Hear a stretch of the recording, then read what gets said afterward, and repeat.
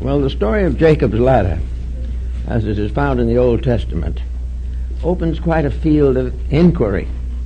We can't really hope to cover all the aspects of it, but we want to bring out a few of the points which have a bearing perhaps upon our own futures.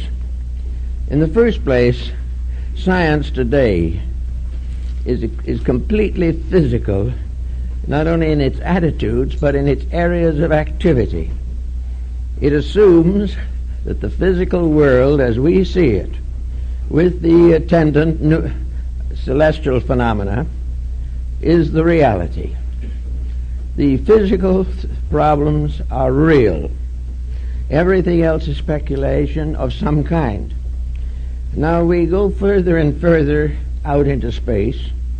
We come in contact with a variety of previously unknown phenomena, but it's all physical. It is all some kind of expansion to be conquered by scientific advancements, by the creation of newer and improved instruments of investigation, and by continual recognition of the scientific method. Without this method, we are seriously handicapped. Now, in anthropology, we are having a little trouble now with method, too, because the Darwinian theory is falling apart, and no one knows what to put in its place. But regardless of what we do, we are working in physical matter, with physical instruments, surrounded by something we don't understand. To the material scientist, the physical existence extends to the ultimate, absolute extremity of conditioned existence. It goes on and on and on, beyond all the solar systems and all the nebulae that we can possibly imagine. But everything is physical. It is all to be estimated by the vision of the beholder, supported by scientific equipment. So here we have a rather interesting problem. We'll take a chart, for instance. Supposing we have a picture that a scientist takes of the solar system. We have numerous such pictures. They have them in all the observatories and planetariums and all these places. It looks like just a flat map with one circle after another representing the orbits of planets, with various markings to indicate certain fixed stars that are valuable. But all of these markings are on a flat surface. They're in 1 or 2 dimensions at most. And in this two-dimensional locking of pictographs of various kinds, we get no assurance or insight into what lies beyond. The ancients had one up on us. They recognized that there was something we didn't see, that we couldn't see under normal conditions, and that the visible universe is only a manifestation or a tail-end appendage of something infinitely greater. Now, this infinitely greater has up to now defied scientific investigation, although every once in a while somebody lifts a corner of the mystery, takes a quick look, and drops the corner again. We do not know exactly what is out there, but it is becoming more evident that there is something beyond what we can see.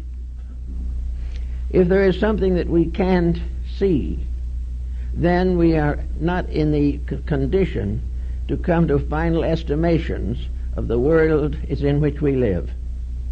If we cannot see beyond the physical, and there is something beyond the physical, it becomes more or less probable that whatever that is that we don't see is the cause of that which we do see. This is an irritating thought, but still you can't completely disregard it. So we come to the idea that the ancients had, and we had ourselves down to the time of Copernicus and Galileo, that the physical universe was only a small part of creation, that the rest of it was just as real, but not within the range of our sensory perceptions under normal conditions. Occasionally someone with an extra sense has brought back information of great interest, but it wasn't possible to settle it down into science because it was another dimension and would not fit into the two-dimensional world of modern physical research. So gradually there has come about a restoration of certain aspects of ancient learning. We are beginning to recognize that there were many very admirable scholars in ancient times who, if they were not psychic, at least had trained the intellect to the recognition of certain values. Now, to train a mind is very important, but what you train it for is still more important. If you train a mind to see only the visible, that is all that it will see.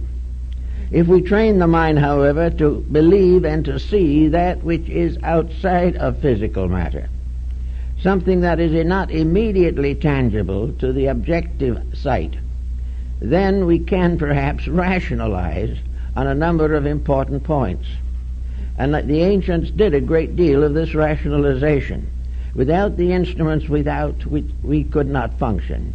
Without the background of centuries of research, they did some of the most important basic thinking we have in the world of science. Pythagoras with his mathematics and Ptolemy with his astronomy were true great pioneers in the search for the facts about existence. Now, if we take it for granted that the physical world is only a part of something, that it is only the physical manifestation of a vast invisible structure, the thought is not as bewildering as one might think. Even physically, the magnitude of the universe is inconceivable. And if we wish to recognize that it is just more inconceivable than we thought, there will be a certain amount of interest on the matter. Now, in the ancient world, we find a gradual development of a law of analogy. As above, so below. As in the heavens, so on the earth. As in the sky, so in the body of man. As it is in the universe, so it is in the strings of a violin. The colors, the elements, everything we know are in orderly sequences.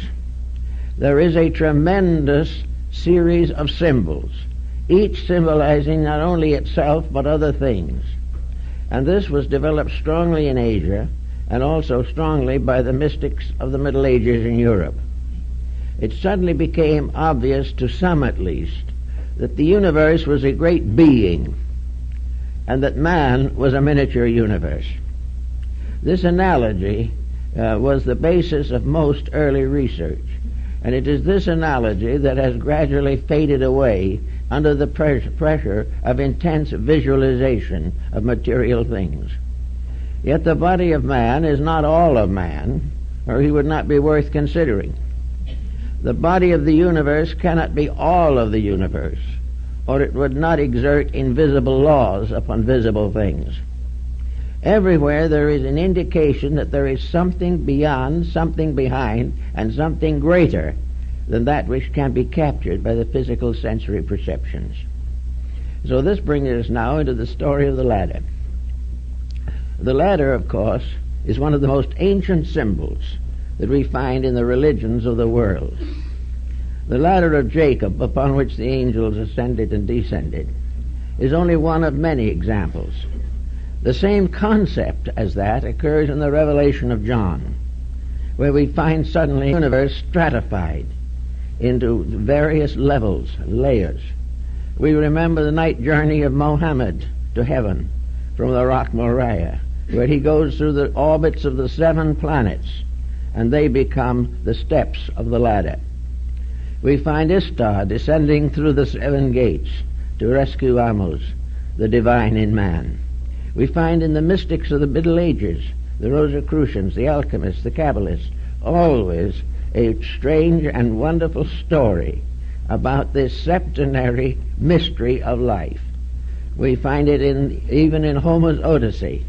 We find it in China, in India, in Greece, in Egypt, in Persia. We find it everywhere. This mysterious idea, the layers of which are the steps of a gigantic ladder. Now this ladder, if we are to believe Hermes, the great Egyptian mystic, the thaumaturgist, of whose life nothing is known.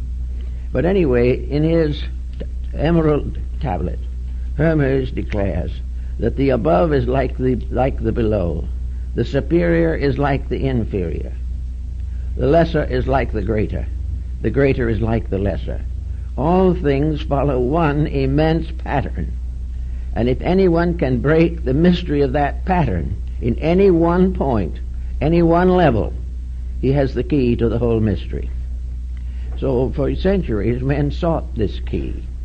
Some believe they found it. There are many strange records of such discoveries. But gradually the majority of human beings became discouraged, disillusioned.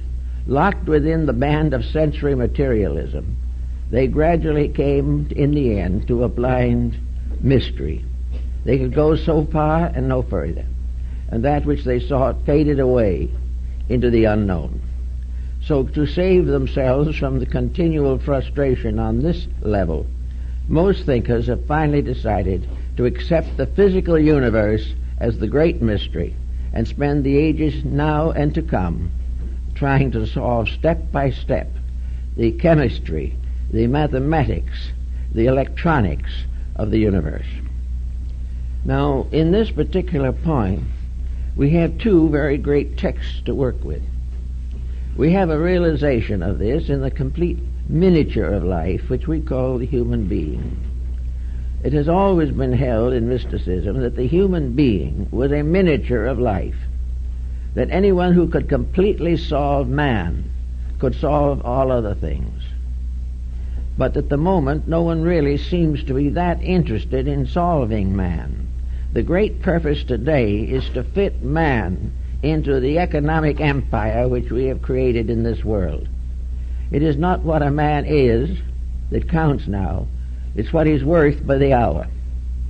It is not really an effort to unfold the mystery of the internal of the human being, but merely to find remedies for his external ailments and to do what we could to extend his material existence. All of these things were secondary, but they became primary as individuals were disappointed one after another when they tried to explore the invisible causes of life.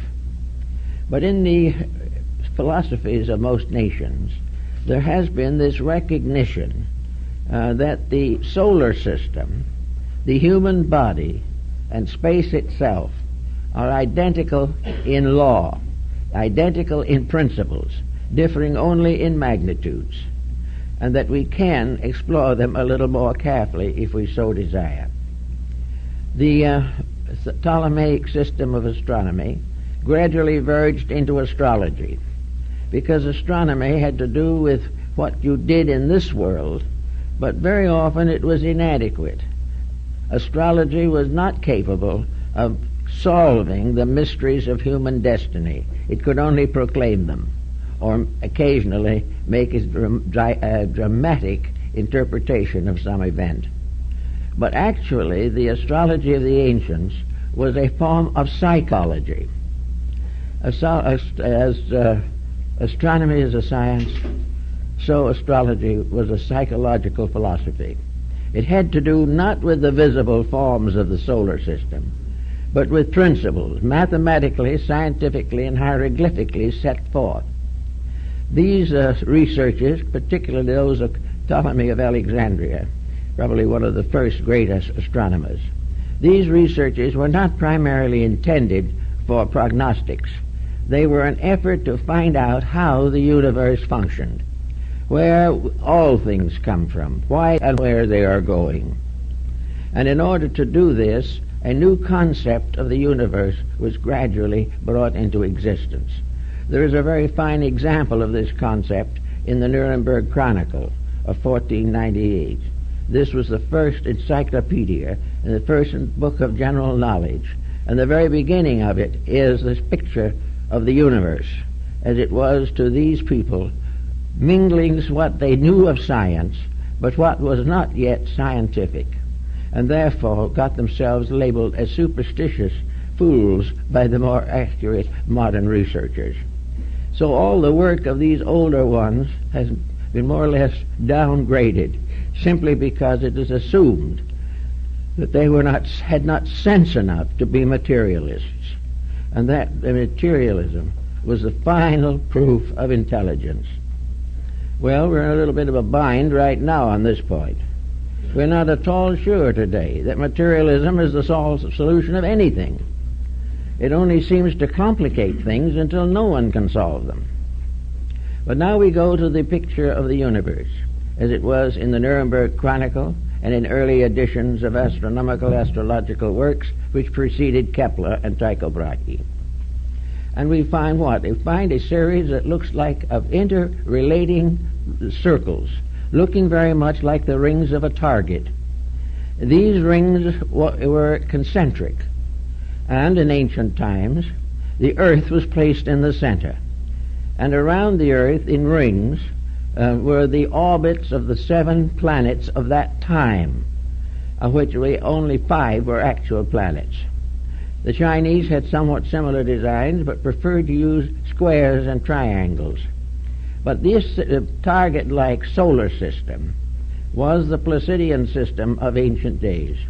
It began on the face of the earth, and a ladder ascended from the surface of the earth to the extremity of the solar system, which to these people was the planet orb of Saturn. Above Saturn they had the empyreum, bordered on the inner side the world of the heavenly realms and regions, the abodes of deity. Therefore there were these 7 rings, concentric circles, ascending in order from the face of the earth, through the orbits of the moon, and then Mercury, then Venus, then the Sun, then Mars, then Jupiter, and finally Saturn. This was the target-like design, which for hundreds of years completely satisfied the needs of a world devoted to inward growth rather than to scientific complications.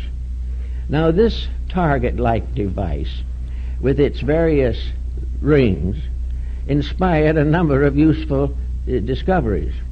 Apparently it impelled Pythagoras to discover the octave, or the mystery of musical harmony. It permitted him also to discover the principal chords, and by stretching a thread or cord from the face of the earth to the upper end of the orbit of Saturn, he created a cosmic musical instrument. This has been reproduced in design and with diagrams of many values by Robert Fludd, the English Rosicrucian of the 17th century. Also, Fludd then took this design and laid it on the human body and came to the conclusion that the 7-fold division of Pythagoras was equally applicable to the physical structure of the human being, not only his composition, but his actual physical body.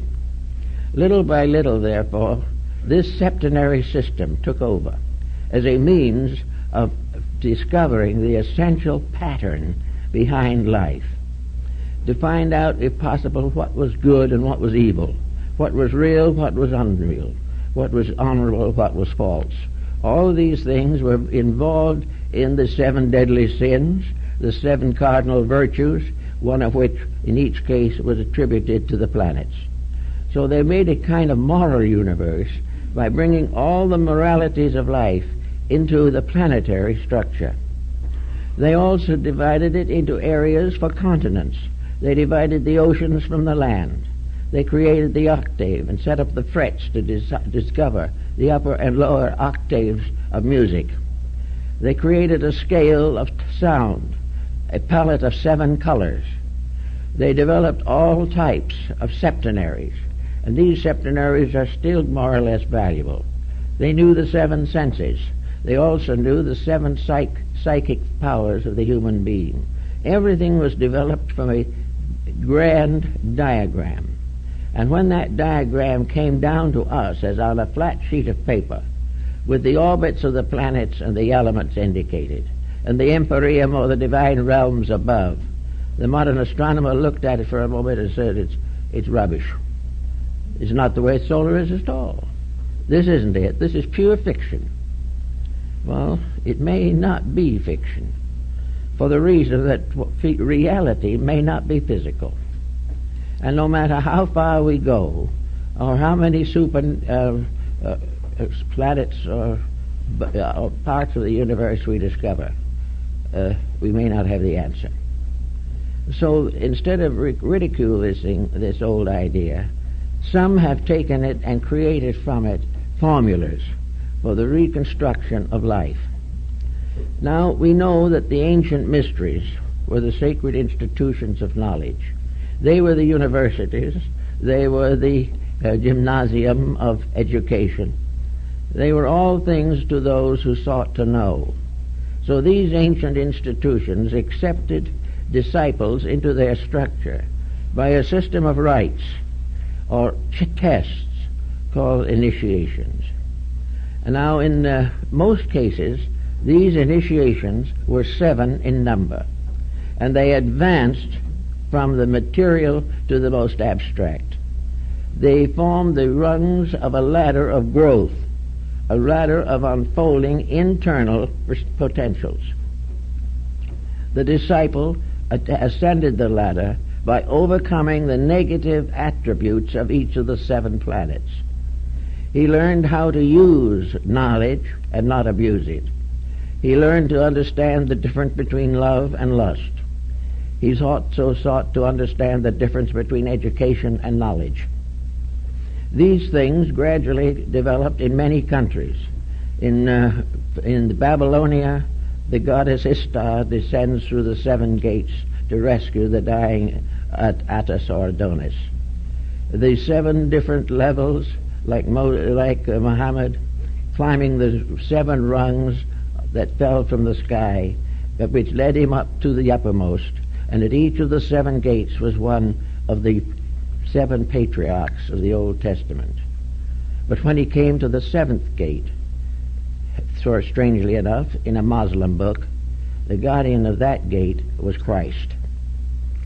Now all this has something to do with astronomy, because the ancient charts show these gates as parts of the orbits of the planets, the psychological universe lying behind the literal one. We find everywhere in the mysteries of Mithras the steps. The Mithraic philosophy reached Great Britain, and there still in the great houses of parliament and law are the symbols of the ancient rites. The Templar's headquarters in London was a place of initiation with 7 steps. All of these things remind us that these steps represent qualities. These qualities each rotates around its own sun. The emotional universe rotates around the intellectual or mercurial world. Everything works in an orderly manner. Now we go into the human body, and this is what the Buddhists call the mysterious cave of 7 parts. The 7 parts are the organs of the human body recognized by the ancients. These 7 vital organs are strengthened and intensified in their functions by the contributions of 7 endocrine glands. Every part of the system works together, and to get a key to one part comes far towards opening all the rest of the mystery. We know that some of it has even reached into modern anatomy in names and words. We know about the pia mater in the brain, the thin, a gentle, a kindly mother. We know also that the upper axis of the spine, where it joins the skull, was known even in science as the pyramid. All kinds of strange things.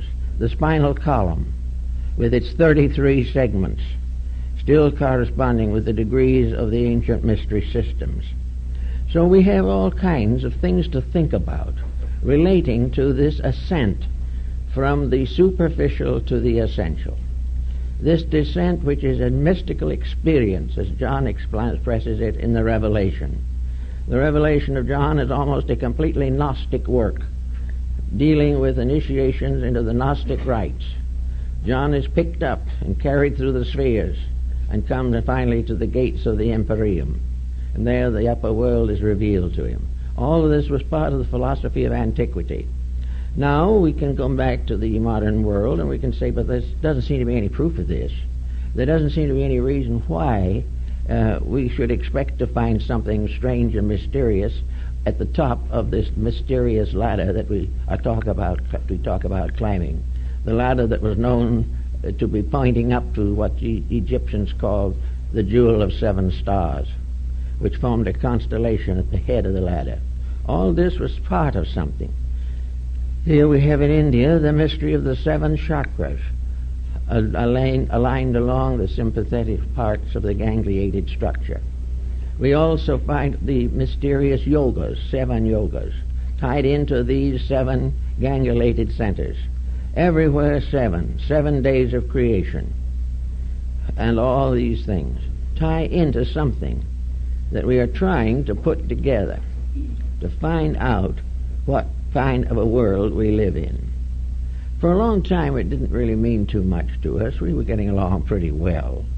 The Bible told us that we would live 70 years. Well, when they came time to translate the Old Testament, the high priest Eliezer selected 70 elders to make the translation.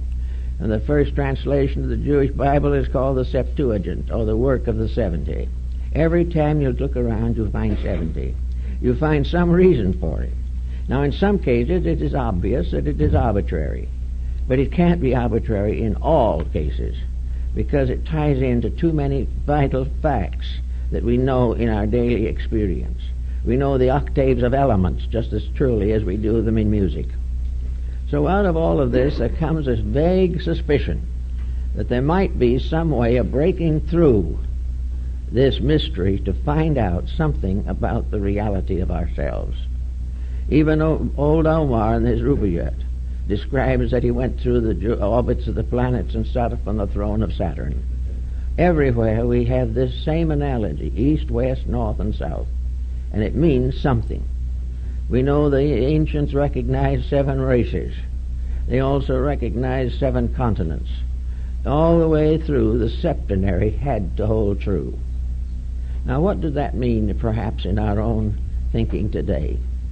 Suppose we assume that the individual himself has a septenary of faculties, that he has various levels of insights, that he has various ways of measuring things, and that all these, except the visible faculties, are invisible.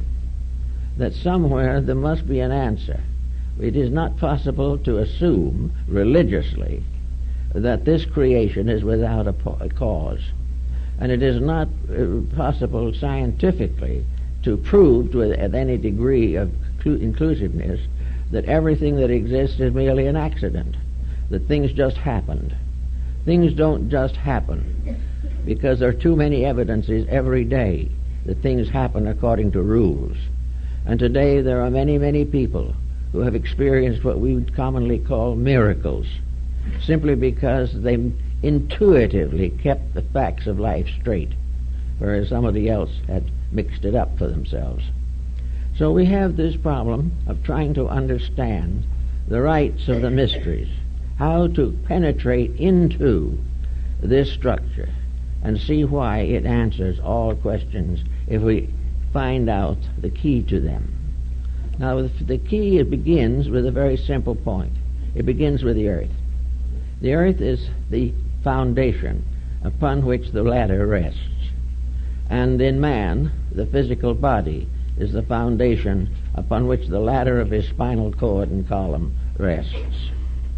It is also true that this physical situation that we have is the beginning of something, that all through the universe there is an interplay of various forces and factors.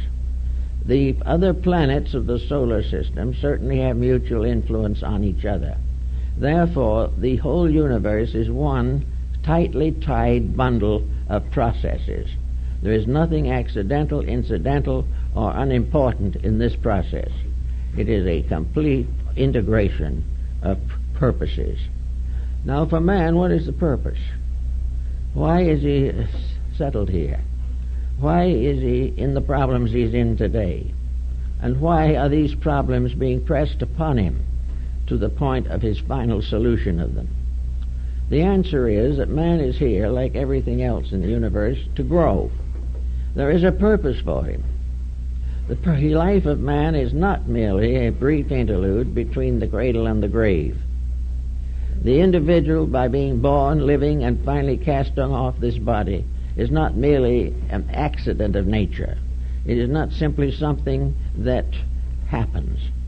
And this is equally true when you study the cross-section of the eye of a fly. A magnificent mathematical pattern. That pattern is not an accident. Procreation is not an accident. Growth, maturity, the release of all kinds of attitudes and processes in our own thinking, these are not all accidents. The main problem, the greatest cause of accidents probably that we have, is that we have been gradually trained to ignore the testimonies that would lead us in the direction of truth. We are trained to be materialistic. If we do not believe that life is a vast futility, we are out of harmony with contemporary thinking.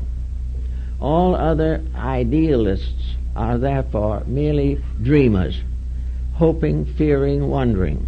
But the facts are that the physical universe alone is real. This is no longer tenable. We can't do it and face the national problems we have. We cannot understand the reason for ourselves until we discover that there is a reason for everything.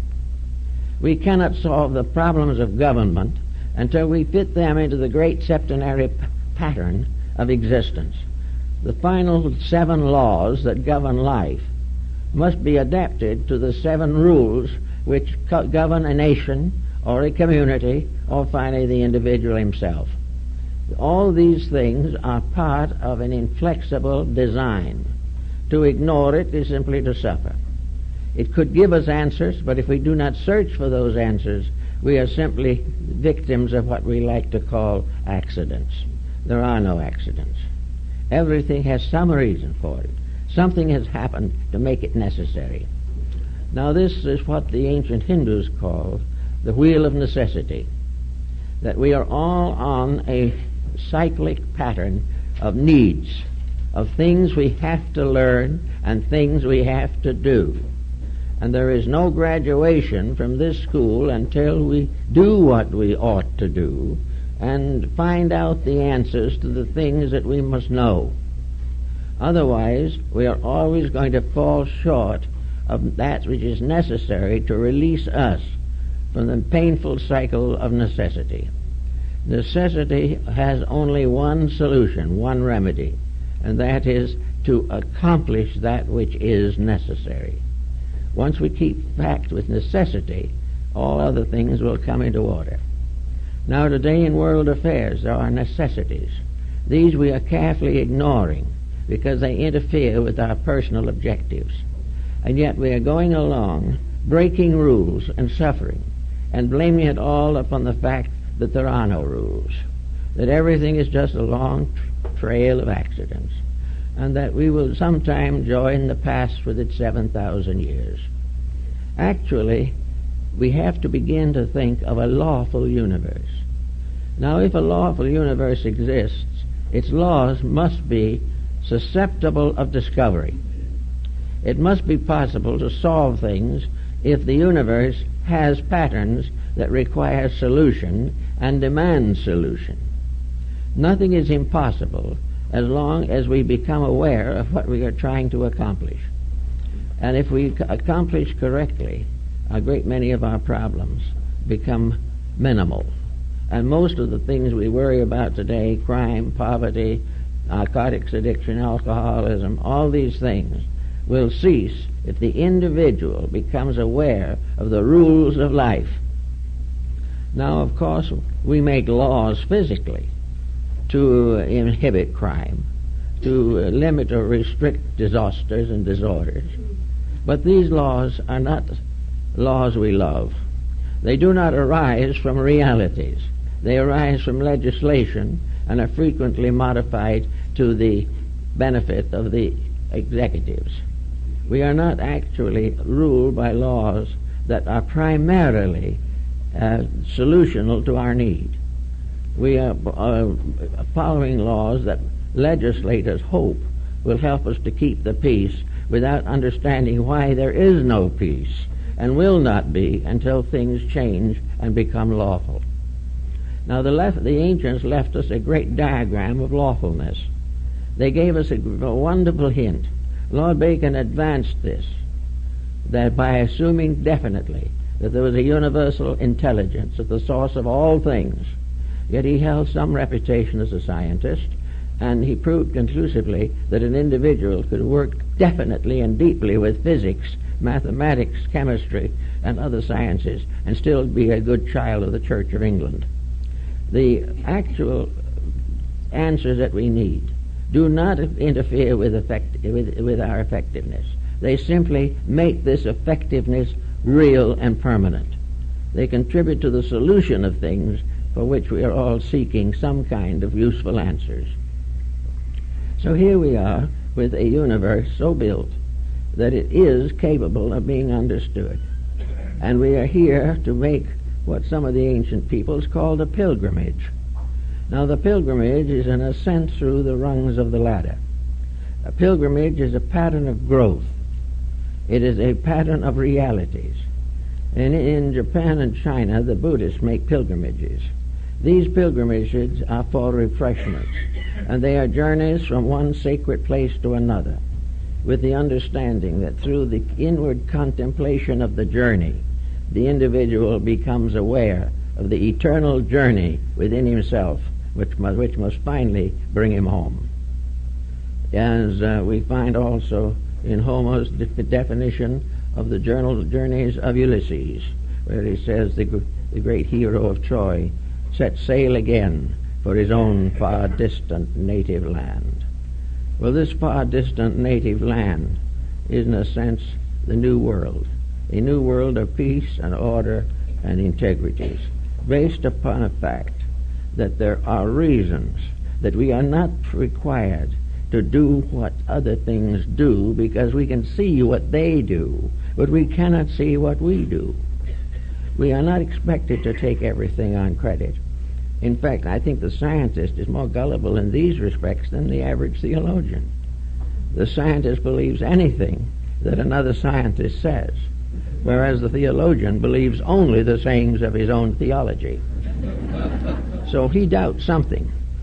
But the more conservative attitude at the moment is to try to break through to something. Now, in the midst of all of these problems, whether it be now or 5,000 years ago, we see the similar phenomena occurring. Out of the crisis, out of the strife, out of the stress, the pain, the suffering, the war, the pillage, the massacre, the tyrannies, all out of all of these things comes a kind of longing, a yearning in the human heart for peace, a great desire to understand why we are suffering and to find some way of curing this suffering. But up to now, we haven't realized that we have the suffering and the cure is limited to the same level as the suffering.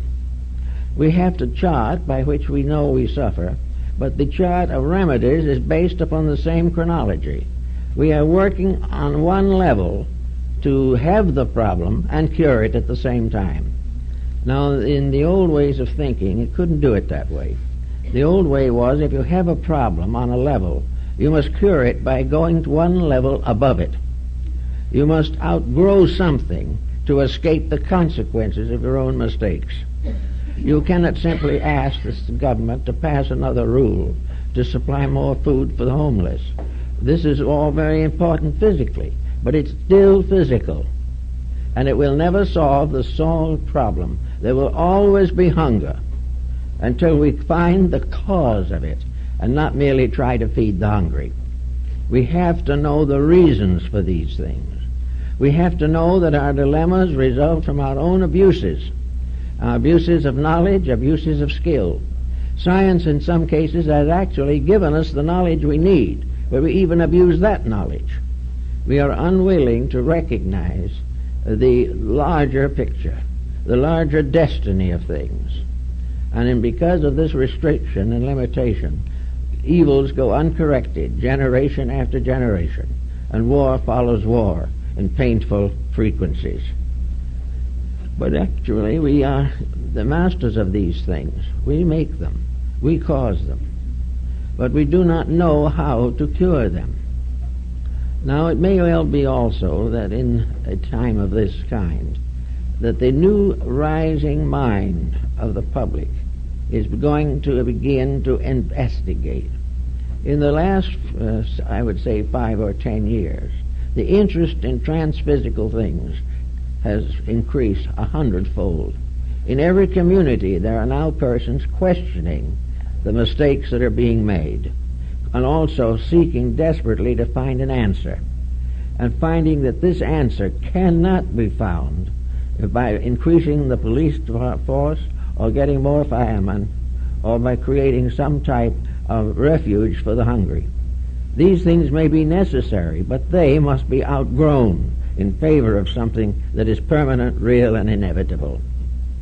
So out of the great diagram of the ancients, of the perfectly ordered universe, with its septenary ladder, with all of its hierarchies and orders, a world of mysteries as set forth in such great dramas as Dante's Inferno, Milton's Paradise Lost, and Goethe's Faust. These are all archetypal dramas, playing to the factors that are behind the mortal way of doing things. They tell us of a universe of causes.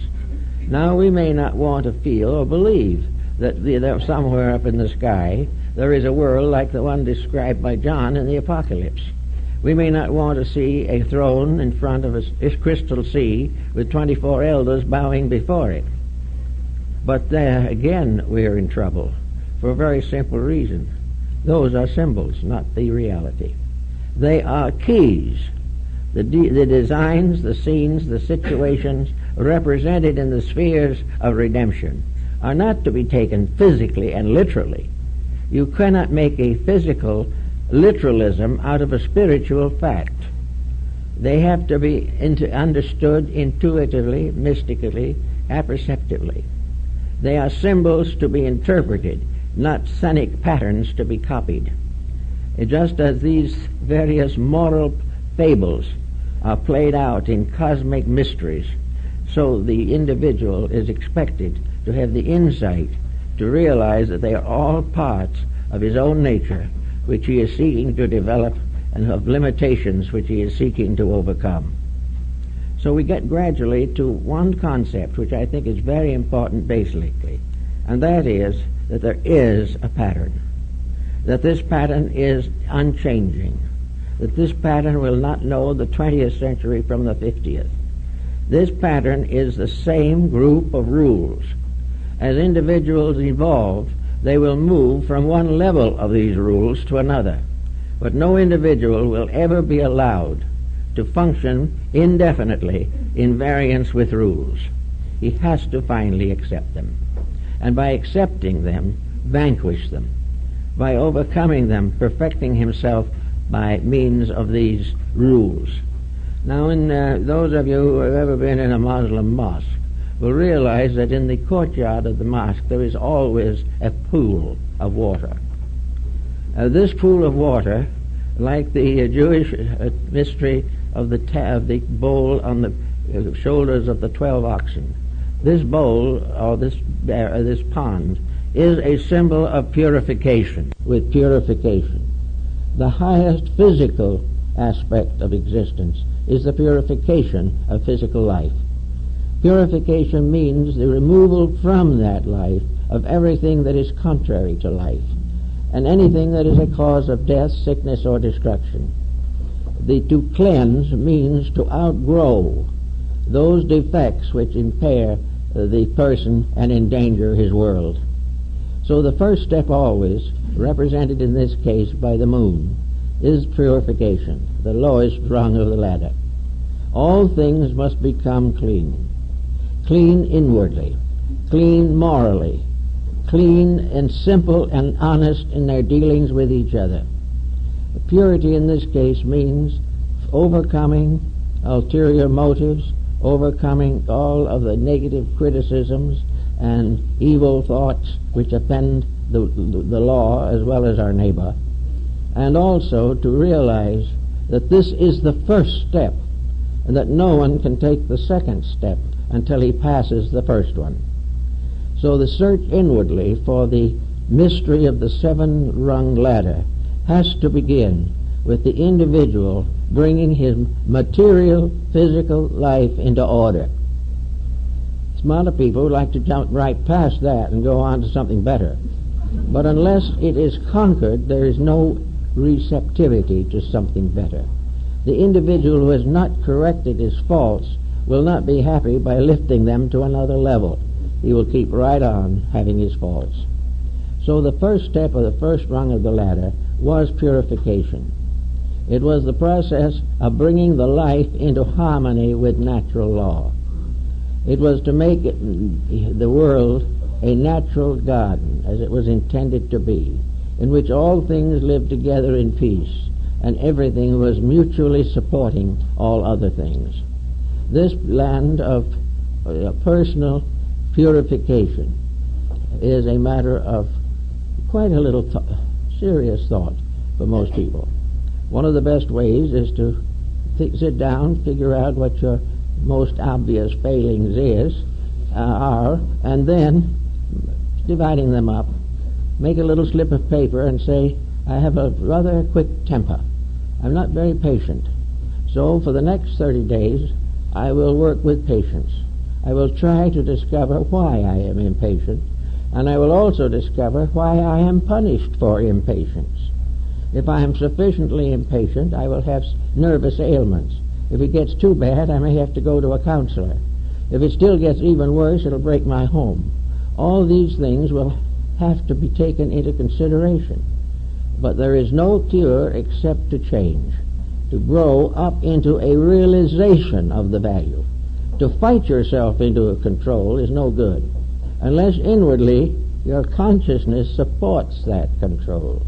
It is of no value to you or anything that you are doing. There's no way of getting away except by correcting the fault. Correcting it because we want to grow, not because the fault is a delightful thing we would like to enjoy whenever the occasion arises. When someone offends us, we want to be offended, and we want to show it. So then there are two offenses, one by the other person and one by ourselves. They're in trouble for what they have done, and we are in trouble because we have been unable to maintain our own integrity in the presence of pressure. So all the way along, we take the physical things first. Now the physical things are laws, society. The physical things are marriage and home and family and parents and business. All these things have got to be redeemed. That is, they've got to be straightened out. It doesn't mean that we have to give up everything and become wanderers in the desert. It means that we have to try to use things and not abuse them, trying to find out how to be the greater good to all concerned for the growth and unfoldment of internal faculties. So this goes on until the person can really honestly say that he is no longer hating anything or anyone, that he is no longer out to cheat somebody, that he has no longer the determination to commit a crime against society because of his own personal dissatisfactions. If he gradually understands, then comes the point. To understand, he must begin to learn. He must begin to be aware that there are laws. He has to recognize that he is not making a reformation of himself simply because of something he doesn't understand. The physical solution to it is health. If it is bad for his health, then it's wrong. If it is bad for his associations, if it breaks up the normal experiences of living, if it puts penalties upon others that they do not need, then it is not good. But he has to find out for himself how to improve this situation. Now, as he gets a little further along, he comes again onto a new rung of the ladder. And this rung is supposedly governed by the god Mercury. And Mercury is communication. Mercury is also intelligence. Now, Mercury is not philosophy. Mercury is the kind of intelligence that we get in a public school system. Mercury is the training of the mind for the purpose of adjustment with circumstances and conditions. So we come now to the second rung of the ladder, and that is education. Education must become the source of certainties for us. Education must help us to have strength to make the changes that we need to make in order to accomplish the goals which we are presumed to accomplish. Therefore, education must lead us to idealism and not to materialism.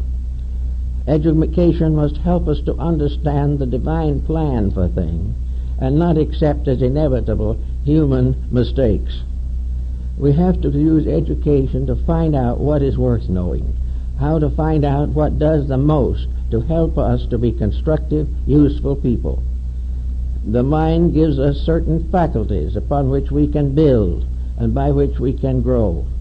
But we have to in all ways find the inspiration, the integrities to make these adjustments useful and permanent in our lives.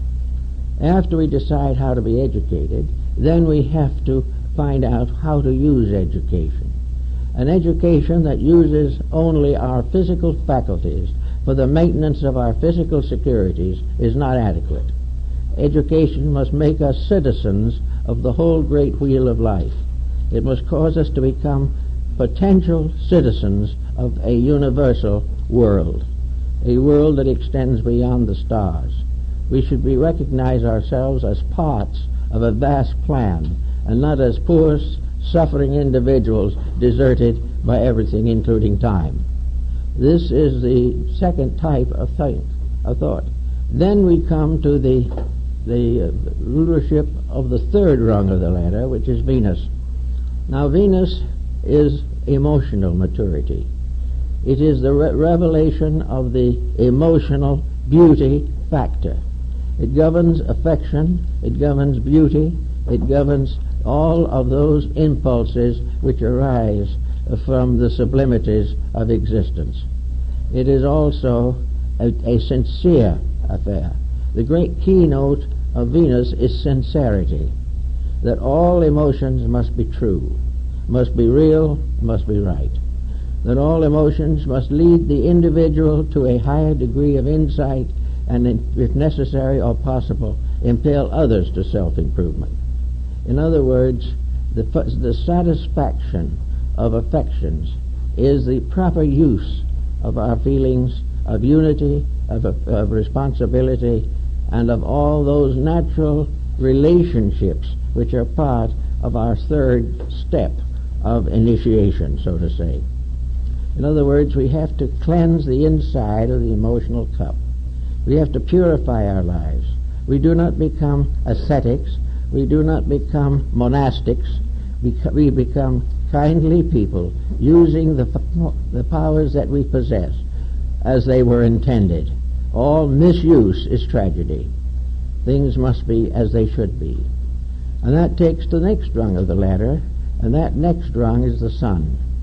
Of course, the ancients considered the sun to be a planet. This was not true, but for their analogy of the purpose they were working with, it was suitable until other planets were discovered. The sun, therefore, comes to be the life giver. The sun is the contribution of each individual to the eternal growth of things. It is the problem of bringing life and light to others. It is service. It is protection. It is the necessary sacrifice of self-interest for the good of all things. The Egyptian pharaoh Akhenaten worshipped or venerated the divine power in the form of a sunball. Each of the rays of the sun ending in a human hand, these hands intended to lift up the holy, lift up the sad, lift up the imperfect, and to rescue all life from the restrictions of ambition and things of this nature.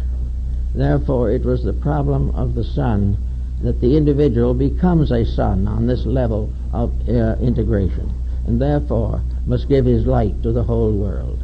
and must never in any way fail to share those good values which he has, as light of morality, light of integrity, light of comfort, consolation, and pity.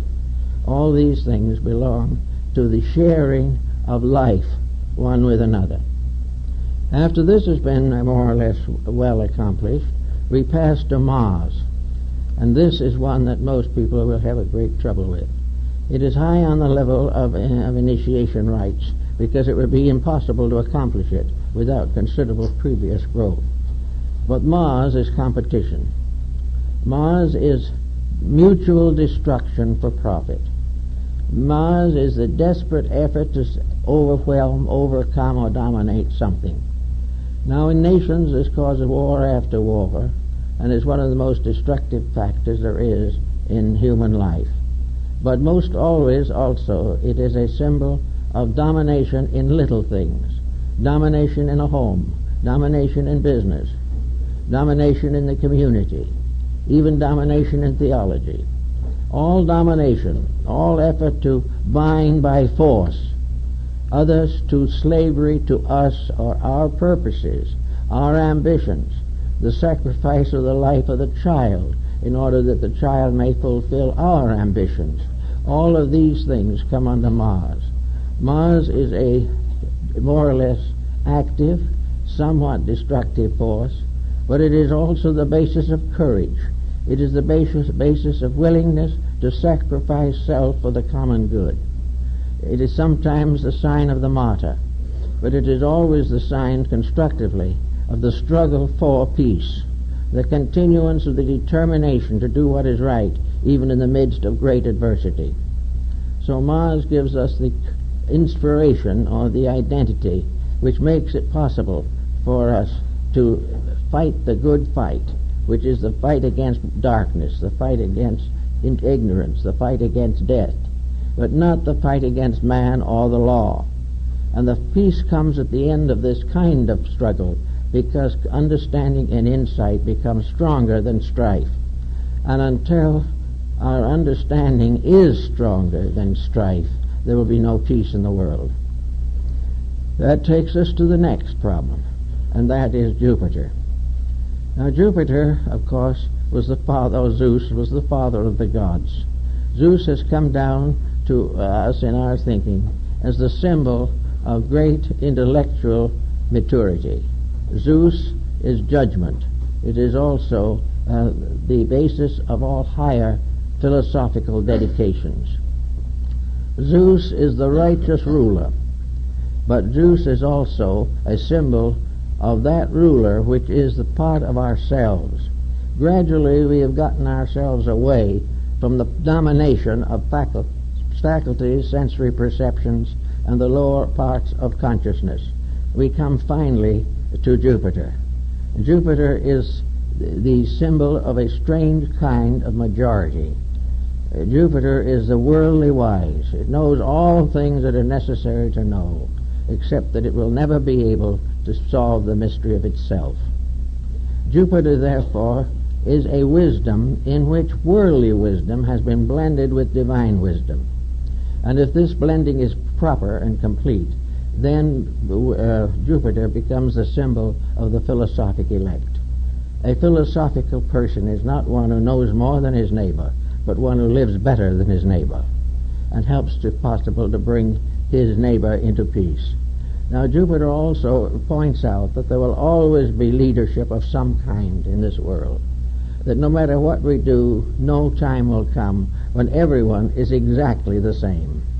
And in the interim by which we must climb this ladder, there will be many times in which leadership becomes important. And therefore the great problem arises in the name of the Jupiterian leadership. The Jupiterian leader, no matter how much power it has, will never abuse that power in any way.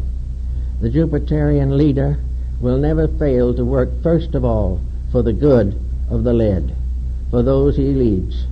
The Jupiterian leader also has a deep religious insight. No good leader can be an atheist. He cannot hope to solve the people's problems unless in his own heart he has blended the intellect and the spiritual faculties of the human constitution. The leader must therefore be enlightened, and an enlightened leader is one above any action which is not honorable. The leader responsibility is heavy, and instead of using leadership as a symbol of opportunity to exploit, really leadership is the privilege of service. It is the privilege of doing things for other people to make life better for them and for the world in which they live. The unselfish leadership is the highest aspect, and therefore becomes the sixth level of the cycle. And then comes the last, Saturn. And Saturn was the ancient father who devoured all his own sons. It was a very interesting legendary behind Saturn. Saturn is a symbol of a very deep composure. Saturn is the final statement of a maturity blending inside spiritual enlightenment with material adjustments. Saturn is therefore the symbol of that balance which, when achieved, makes the individual almost indestructible. Saturn is that which has no longer any breakage with law. It has no longer any conflict with realities.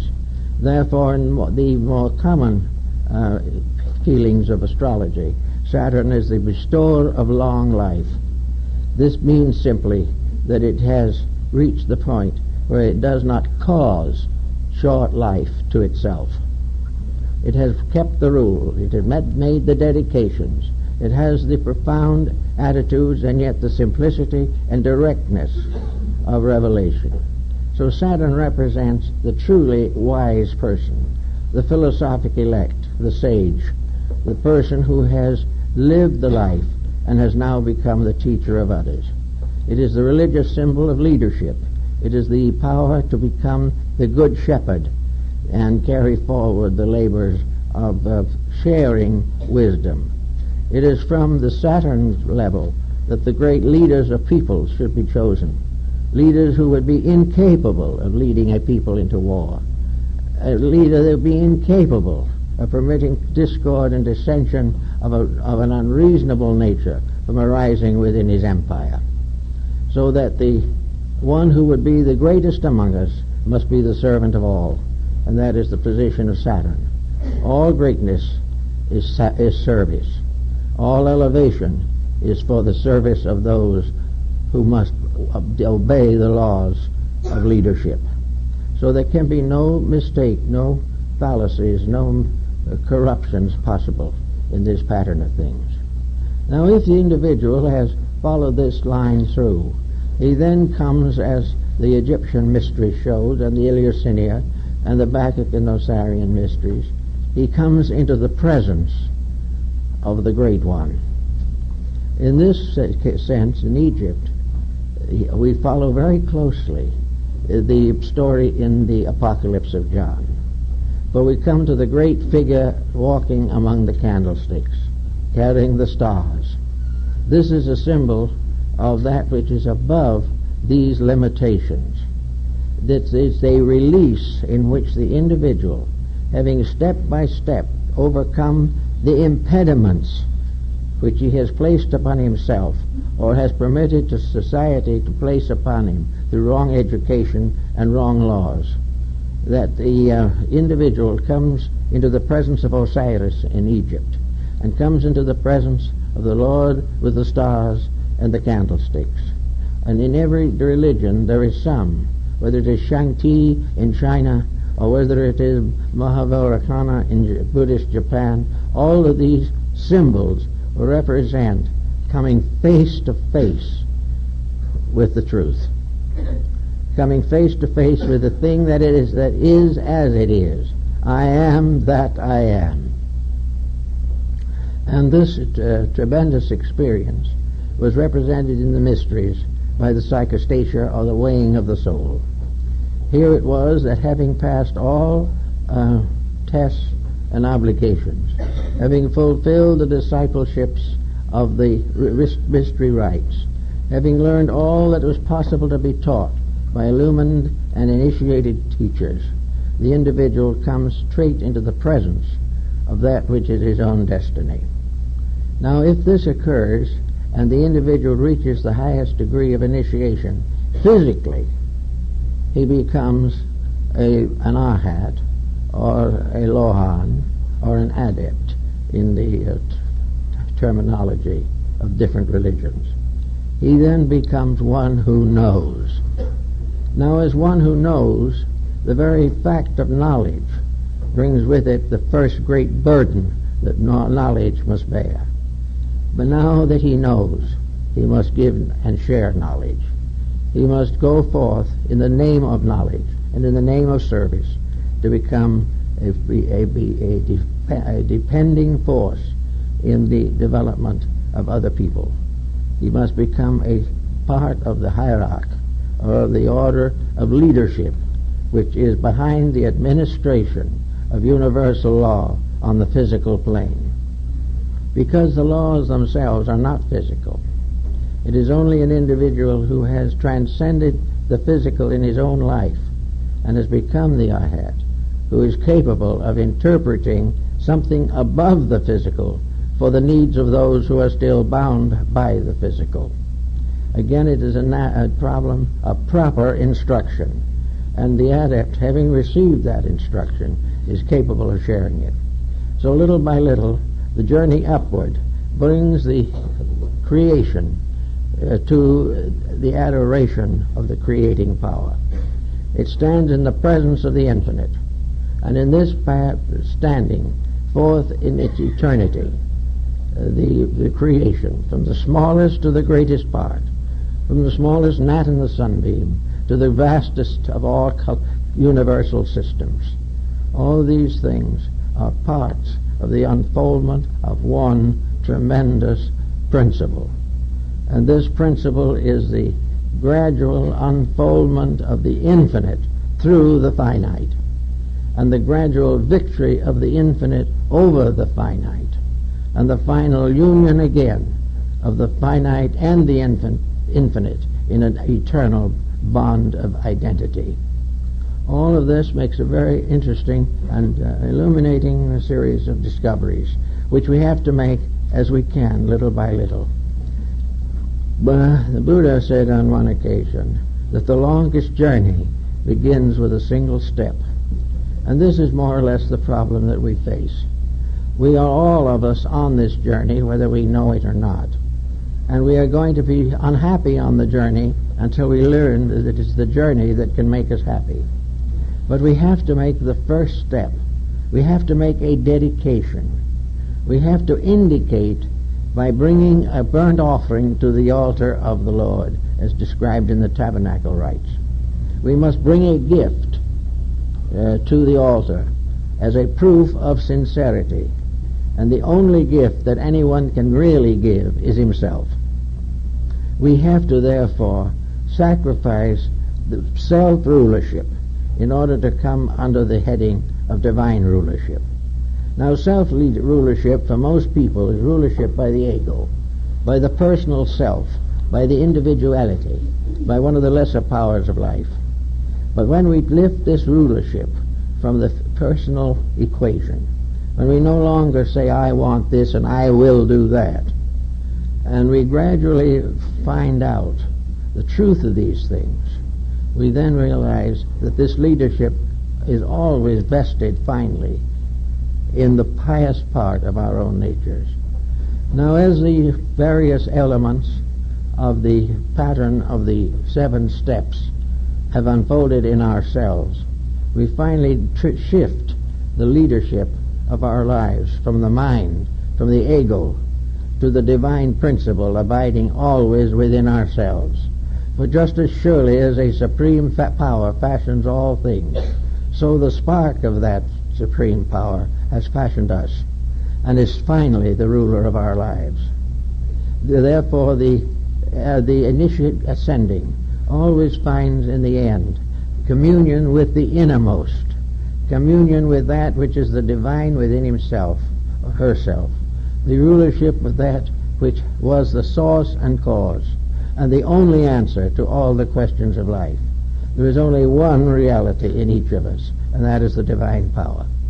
And each in his own way must pay homage to that power, and each out of his own struggles, his own labors, and his own works must build a temple which is to be the dwelling place of that one power.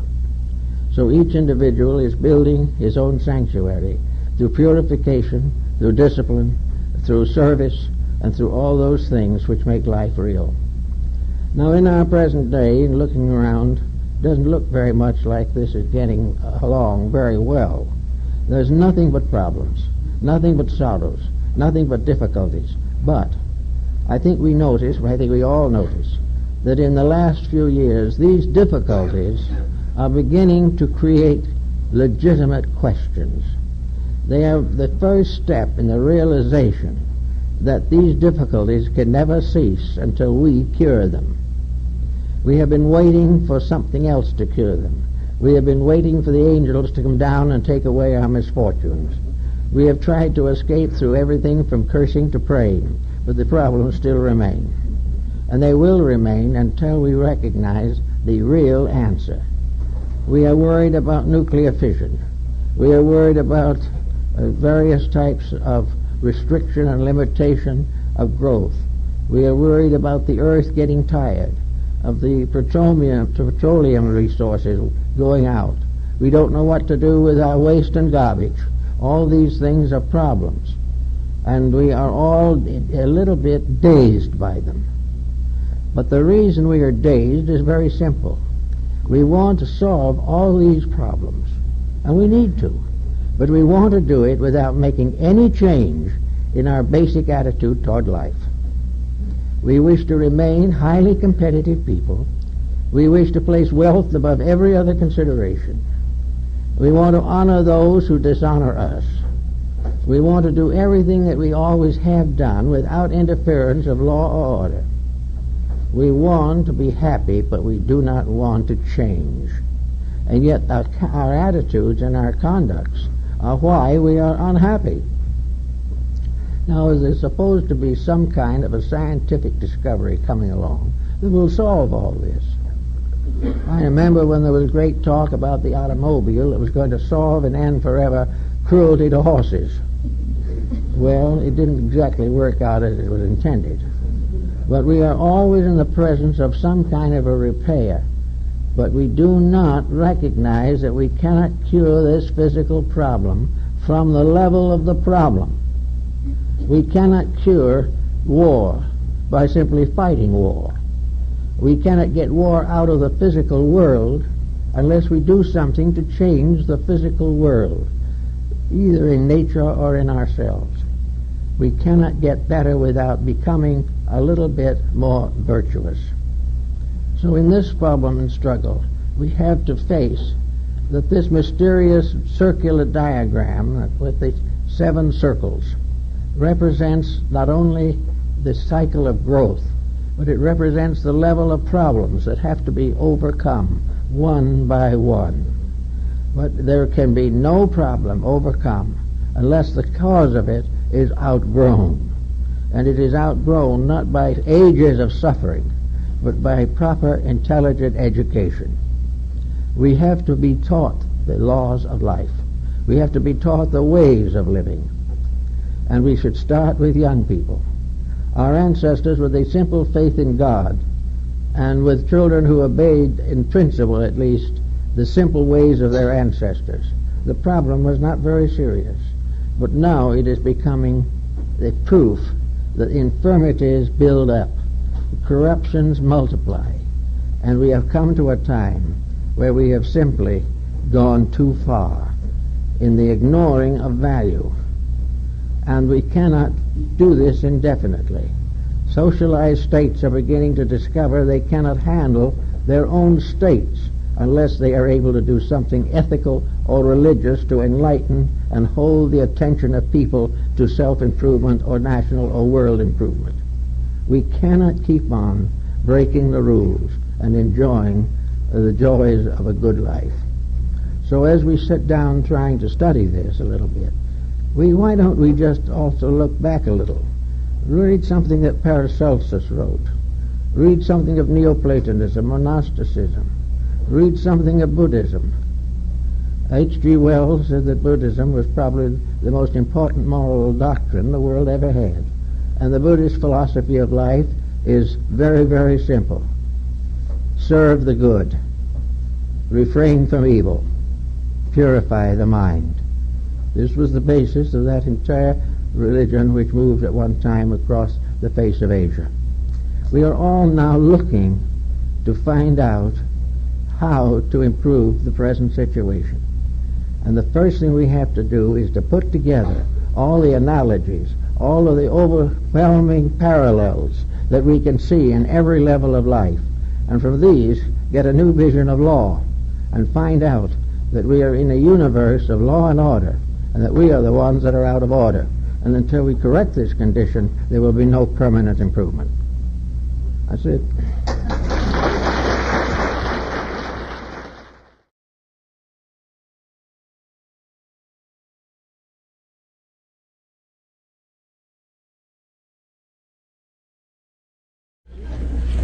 Well, the story of Jacob's ladder, as it is found in the Old Testament, opens quite a field of inquiry.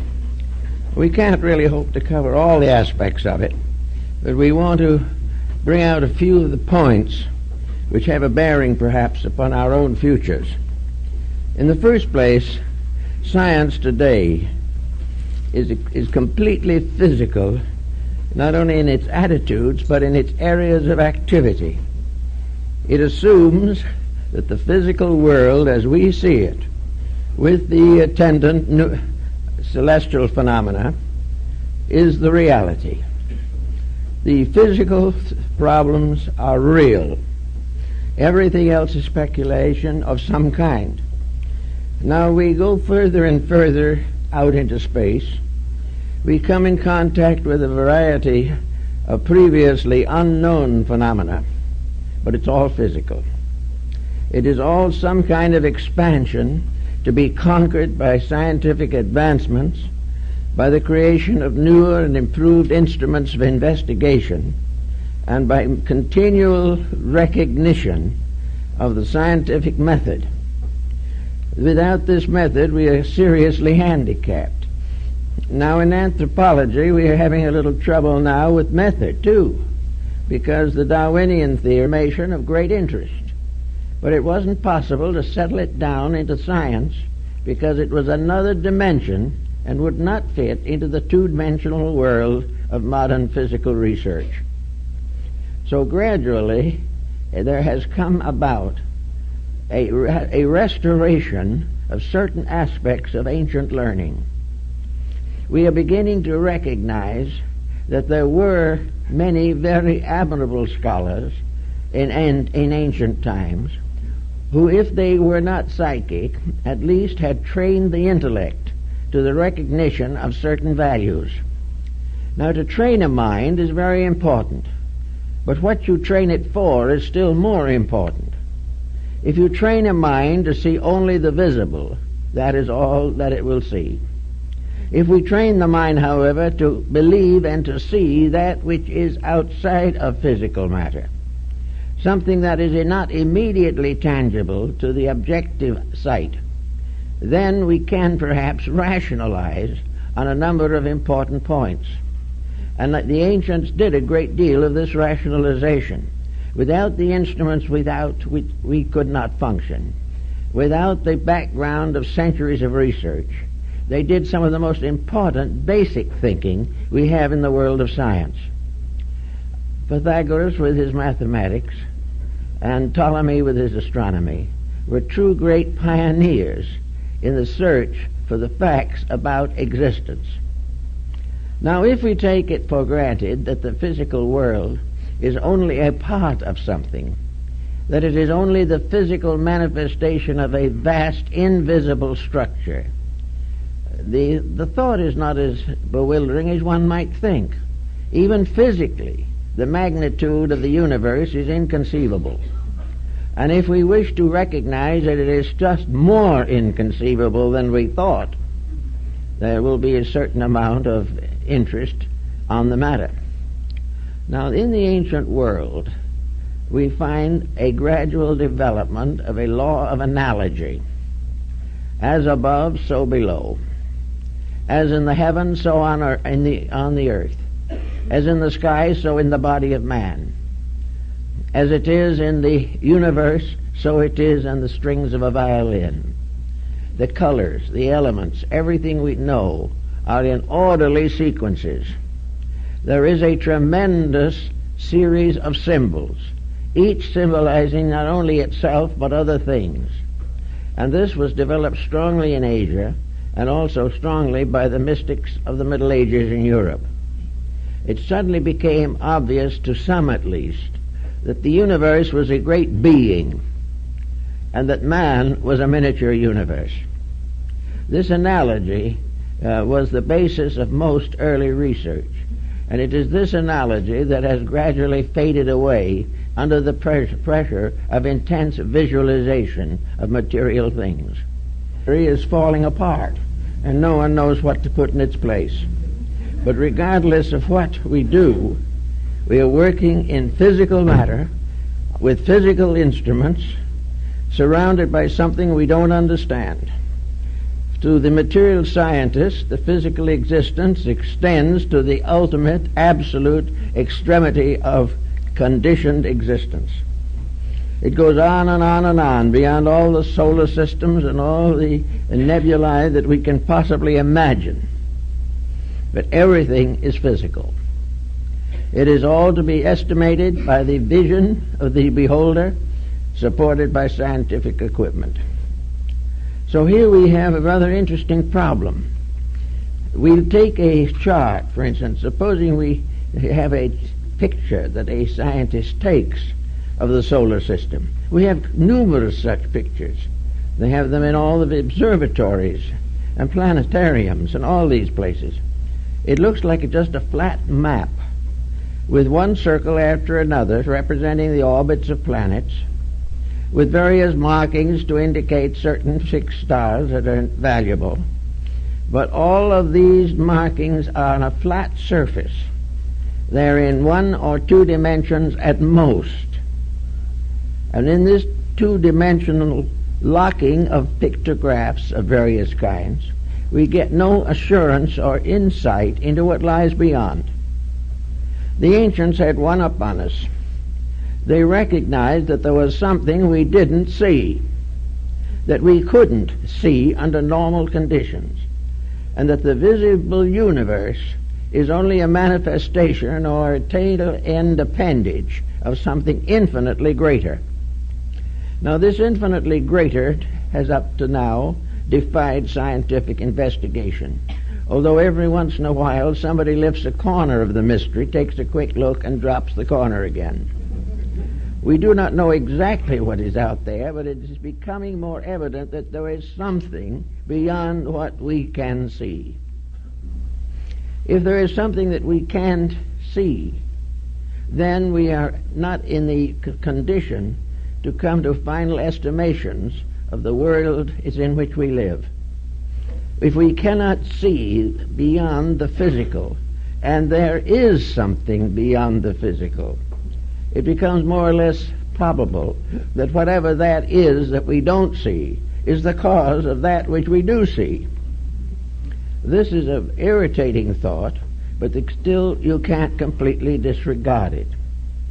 So we come to the idea that the ancients had, and we had ourselves down to the time of Copernicus and Galileo, that the physical universe was only a small part of creation, that the rest of it was just as real, but not within the range of our sensory perceptions under normal conditions.